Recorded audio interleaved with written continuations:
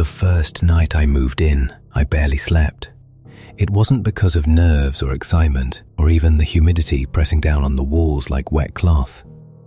It was because around 3 a.m, I woke to the sound of the elevator. Not the soft ding you'd expect, not the cheerful little melody some buildings play, just the grind of metal, a dragging weight through cables, the kind of sound you feel in your teeth more than your ears.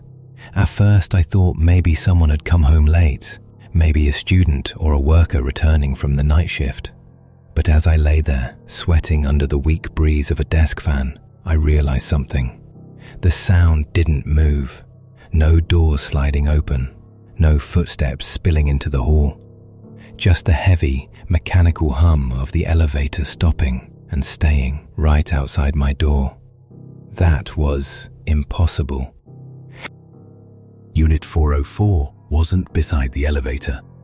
The nearest shaft was at the end of the hall, too far for me to hear it that clearly. But in that moment, in the dark, I could swear the machine had stopped just beyond my thin front door. I sat up, listening. The fan rattled against the window. Somewhere outside, a motorcycle buzzed across the Han River Bridge. But beneath it all, steady, pulsing, was that elevator sound. I wanted to check the peephole. I even stood up, took one slow step across the creaky floor. But my hand froze on the doorknob. Something about the silence on the other side felt heavier than noise, like someone waiting. I let go, backed away, and crawled under the covers. Eventually the sound stopped. But by then, the thought had rooted itself. Why had it chosen to stop on my floor when no one was there? By daylight, it was easier to forget. The building looked ordinary then, just another faded block in Hap Yong, squeezed between a dry cleaner and a tiny fried chicken shop. 4 stories tall, beige paint peeling to grey, the kind of place no real estate agent bothers to photograph properly. Inside, the hallway smelled faintly of mildew and fried oil. Fluorescent bulbs buzzed overhead before flickering awake, leaving moments of dim shadow where the wallpaper curled and showed darker stains beneath. I didn't mind. Rent was cheap, and for someone freelancing, cheap meant survival. I was 26, just getting by as a graphic designer. My life revolved around my laptop. Most days started late, closer to noon than morning. I'd drag myself out of bed, reheat leftover convenience store kimbap in the microwave and check my email. Clients wanted small things, logos tweaked, posters cleaned up, color corrections. Hours would vanish inside Photoshop. I'd work with earbuds in, head bobbing slightly to lo-fi beats, until the light outside my blinds dimmed into evening. That was my rhythm.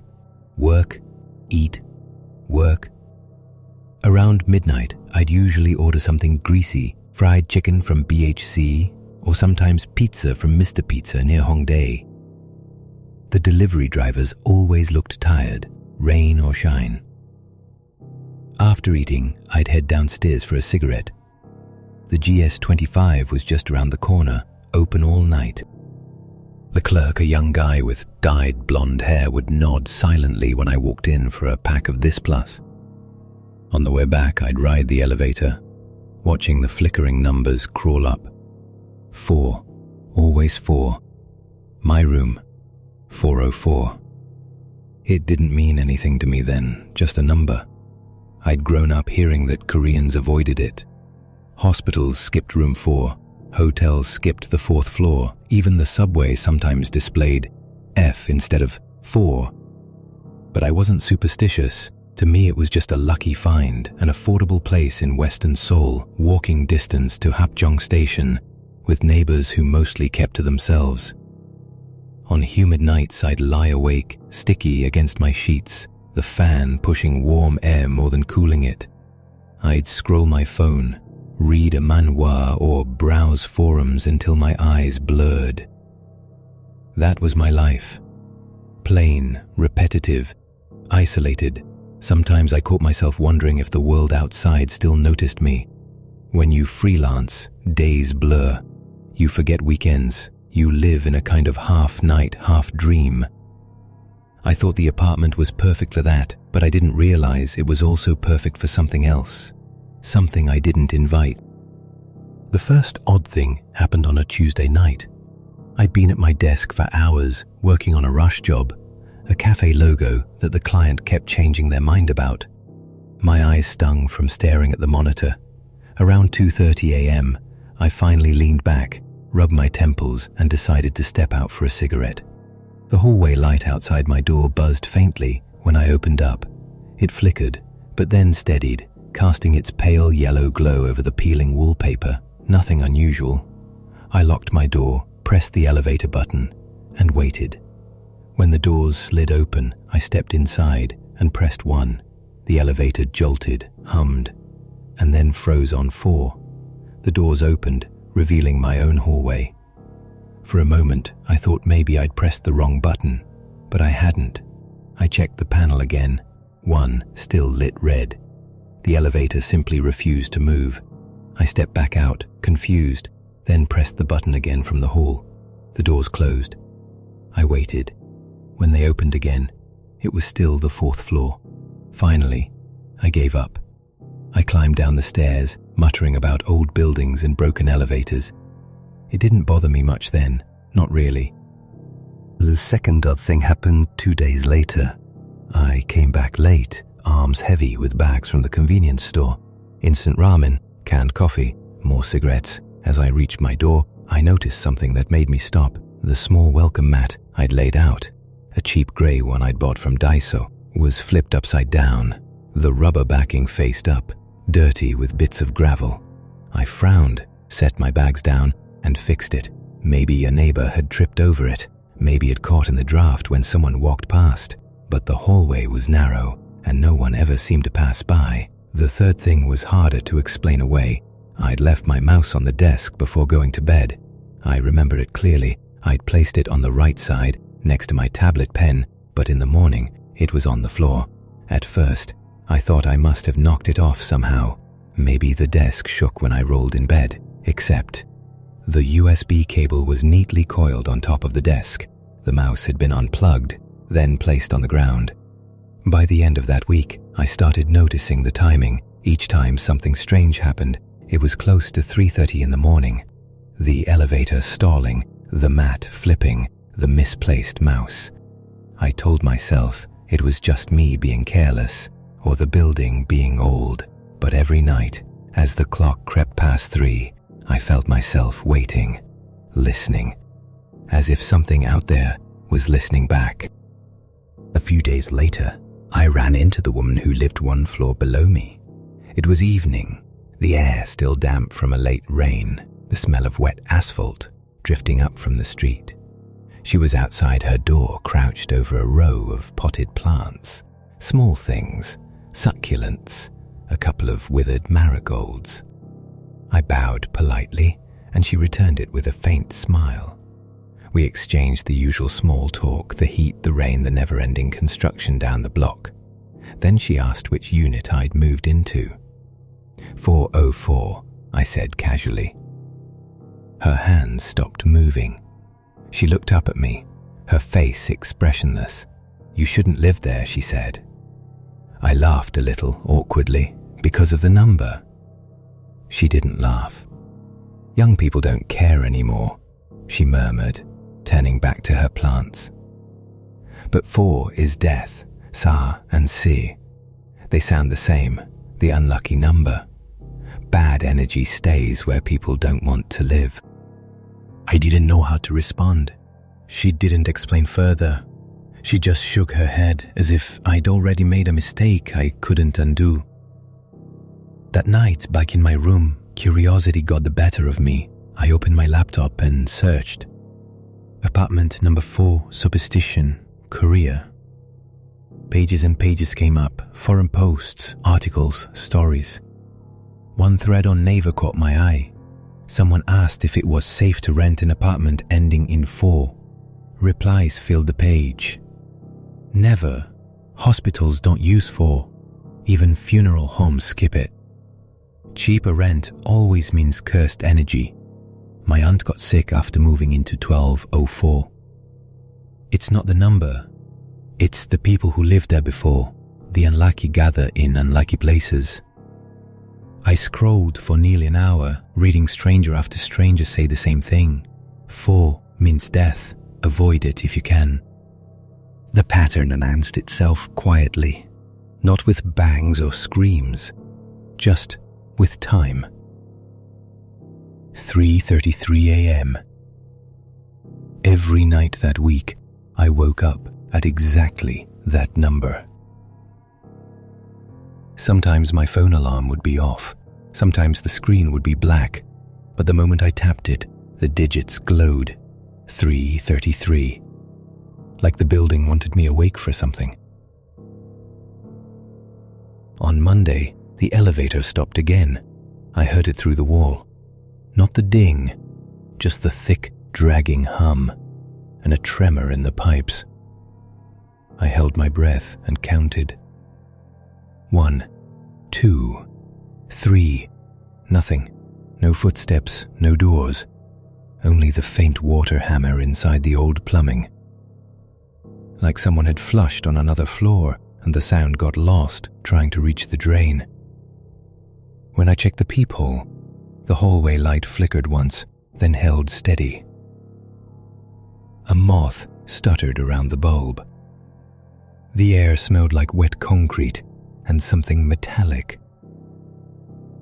On Tuesday, the 4th floor sensor light at the far end of the hall kept switching on by itself. It's the kind that needs motion to trigger. Off, on, off, on. I watched it from my peephole for nearly 5 minutes. The light blinked alive, held for a breath, then died. No shadow, no shape, just that obedient, empty light, convinced someone was there. On Wednesday, it was the stairwell. I was returning from the GS25, this plus bottled water, a microwavable tteokbokki cup, and chose the stairs because I didn't want to deal with the elevator. The stairwell smelled like old mop water and rust. A single window faced a brick wall, catching the green reflection of a convenience store sign across the alley.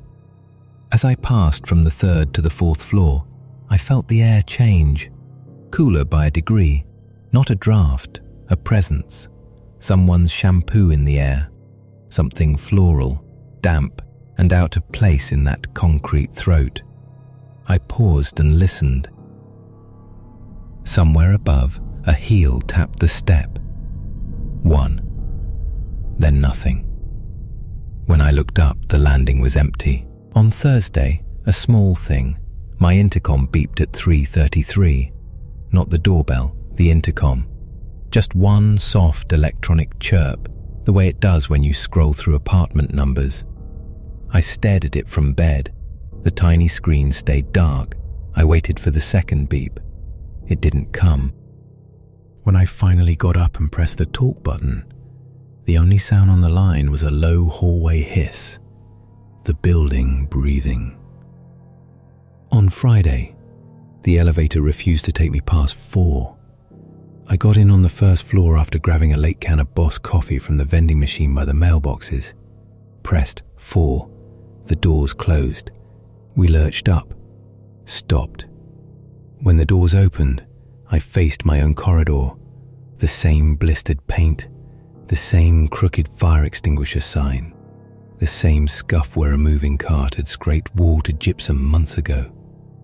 But the display still read 1. I pressed 4 again. The same thing happened. The elevator insisted I was somewhere else while showing me my hallway. I stepped out in a daze and nearly tripped over a plastic basin someone had left beside the fire hose cabinet.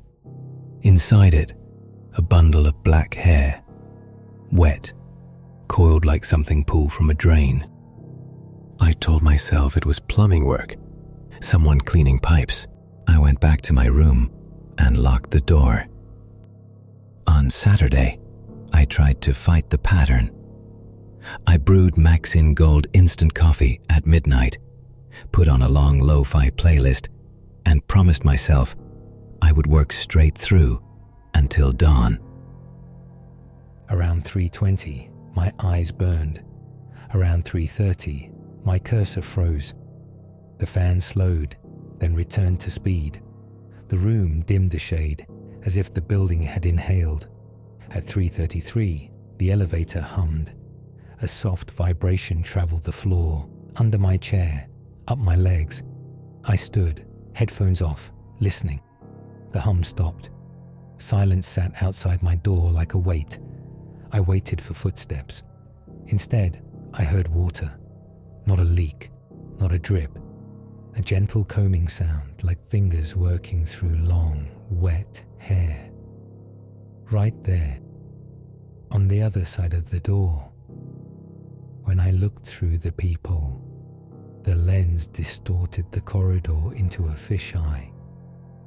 The light at the far end blinked on, then off.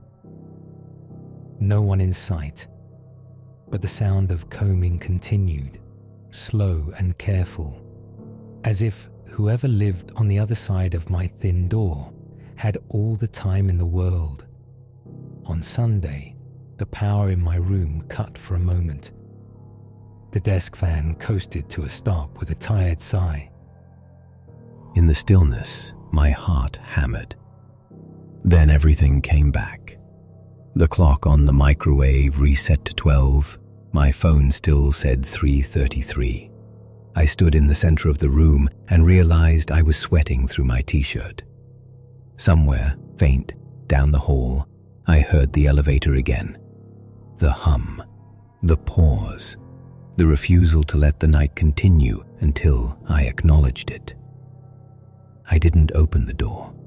I just listened until the building exhaled and the sound faded into the heat.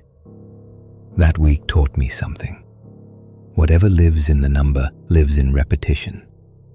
Same time, same floor, same patience. It wasn't trying to scare me. It was teaching me to notice. And once I noticed, I couldn't unsee the way every hallway shadow leaned toward 404. Every light, every pipe, every cable stopping here first. Like the building had decided I was the reason it kept waking up at 3:33. By the third week, I had stopped trying to rationalize it. Something in that building wanted me awake, something that lived in repetition. And by then, it had grown bolder. The first thing was the kitchen. I came home one evening, tired from a client meeting in Hongdae, and found the chairs pulled out from my small dining table, all 4 of them, evenly spaced, all facing the wall. Nothing else was touched. The fridge still hummed. My ramen packs still sat stacked on the counter, but those 4 chairs stood like silent witnesses, pointed toward peeling wallpaper. I stood there for a long time, holding my bag of kimbap, listening to the faint crack of water pipes settling. It wasn't a prank. No one had a spare key, and I hadn't moved them. The next night I woke to the smell of damp hair, not my own, a stranger's hair. It filled the room with that faint sourness of rain-soaked fabric and unwashed shampoo. I sat up, my sheets sticking to my back. In the dim light from the desk fan, I swore I saw something darker than the rest of the room. A shadow pressed against the wall by the bathroom door. I blinked. It was gone. When I touched the sheets at the foot of my bed, they were wet, like someone had sat there, dripping. Another night, I heard the intercom again.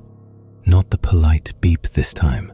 The whole panel clicked on, its tiny green light glowing in the dark. I froze, staring at it. No one had pressed the button outside.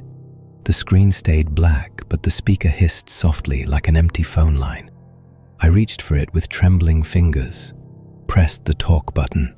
At first, silence. Then, breathing. Wet, gurgling, like lungs half filled with water. I dropped the receiver and stumbled back, knocking over an empty chicken box. The hiss cut out. The panel light blinked off.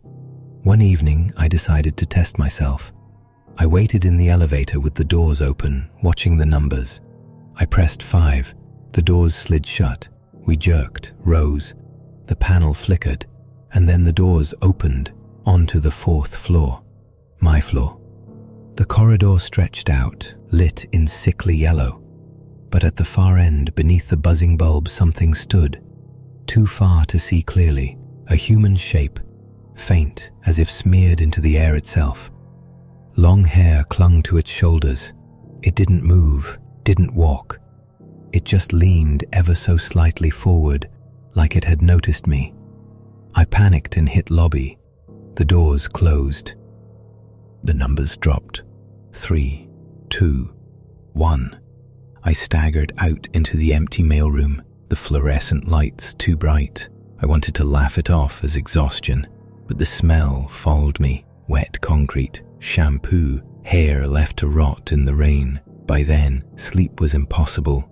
Every night, I'd sit at my desk, sketching shadows on scraps of paper, drinking can after can of cold Boss coffee from the vending machine downstairs. I told myself that if I stayed awake, if I didn't open the door, it couldn't reach me. But the building had its own rules. Every pipe creak, every flicker of light, every intercom hiss, all of it bent toward 404, toward me. That week ended with a storm. Rain lashed the windows, the kind of summer downpour that drowns out the city's neon and leaves the Han River swollen and brown. Inside, the humidity turned my room into a swamp. I had stripped down to my undershirt, sweat dripping as I worked. When the clock ticked toward 3:33, the fan sputtered once, then died. The elevator hummed. This time, the sound didn't stop at the wall. It dragged closer, closer, until I realized it wasn't the elevator at all. It was footsteps, bare, wet, dragging feet, making their way down the 4th floor corridor, each step leaving the air heavier, each step slowing, as if whoever it was knew exactly where they were going, right to my door. The storm outside was relentless. Rain hit the windows in sheets, drumming against the thin glass, pooling on the ledge before spilling down like tears. The wind whined through cracks in the frame. Inside, my room felt even smaller than usual. The fan had stopped. The only sound was the storm and the steady, deliberate footsteps approaching from the hall.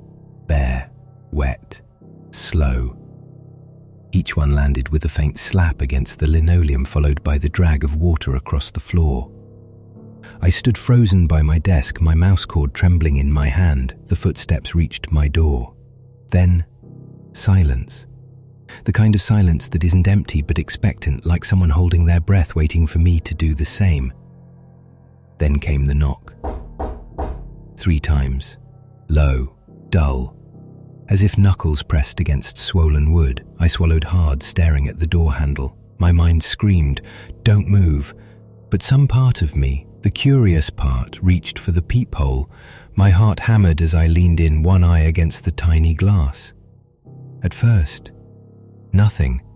Just the stretched fisheye corridor, the flickering bulb overhead, the stained wallpaper, and then a figure standing directly in front of my door, close enough that the peephole distorted the details into something almost abstract.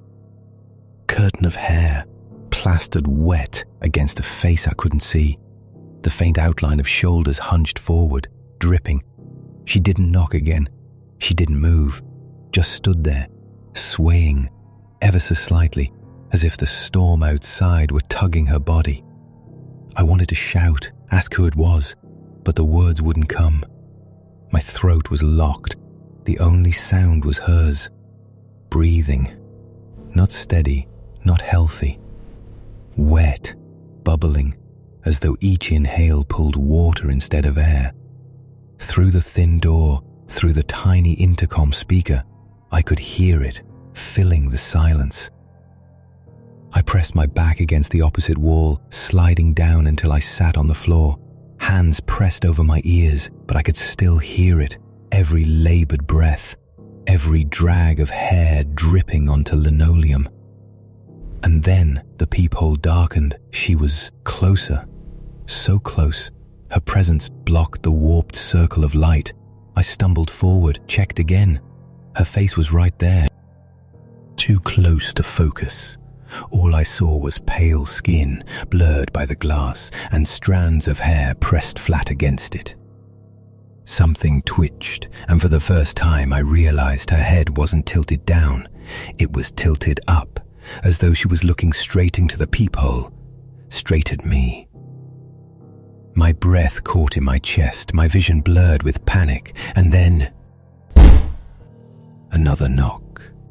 This one sharp, hard enough to rattle the chain lock. I fell back, tripping over the chair legs I'd stacked by the wall. Silence returned. The breathing stopped. When I finally dared to check the peephole again, the hallway was empty.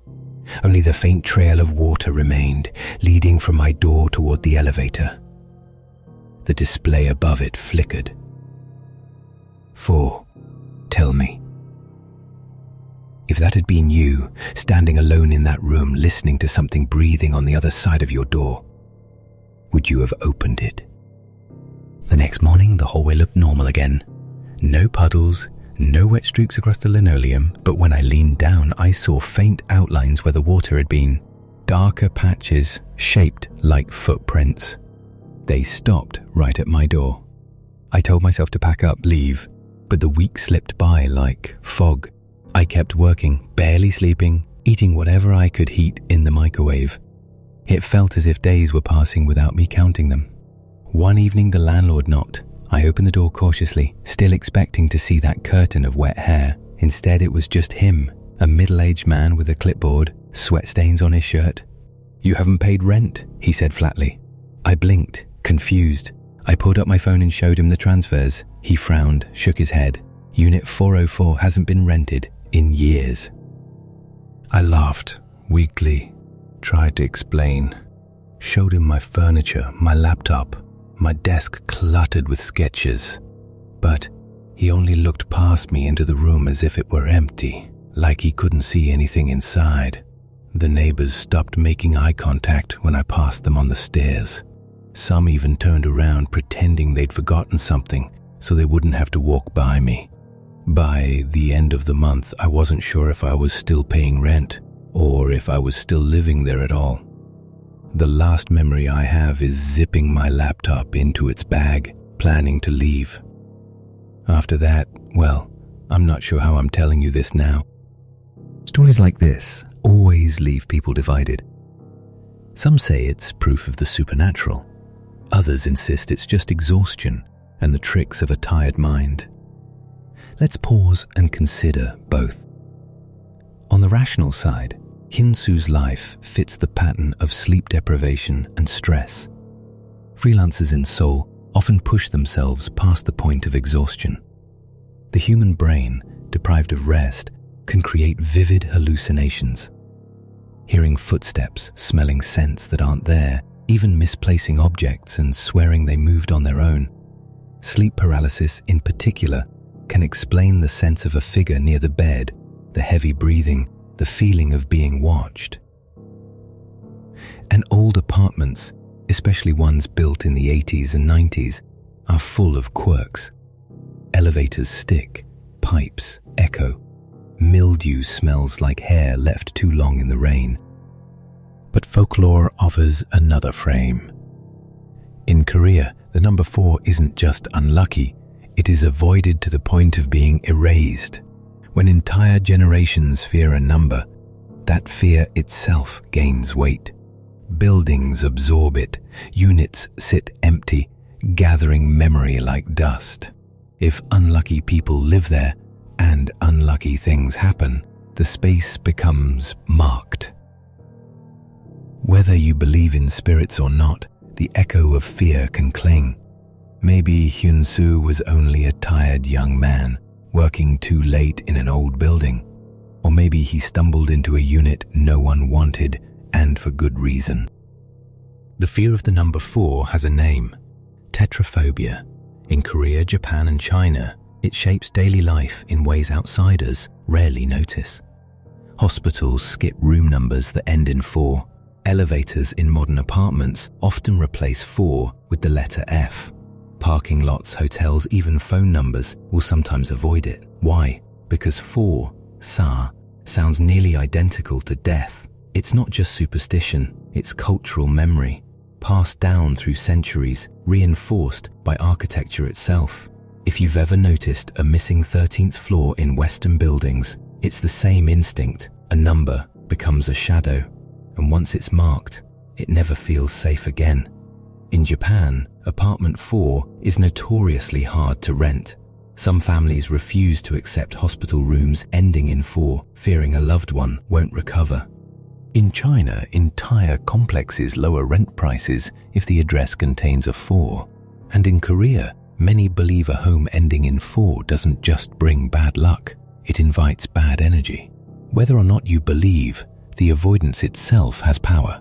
Spaces left empty don't stay empty. They fill with silence, with rumor, with stories. So the question is, if the rent were cheap enough, would you risk living in an apartment ending in 4? Or would you walk away no matter how good the deal?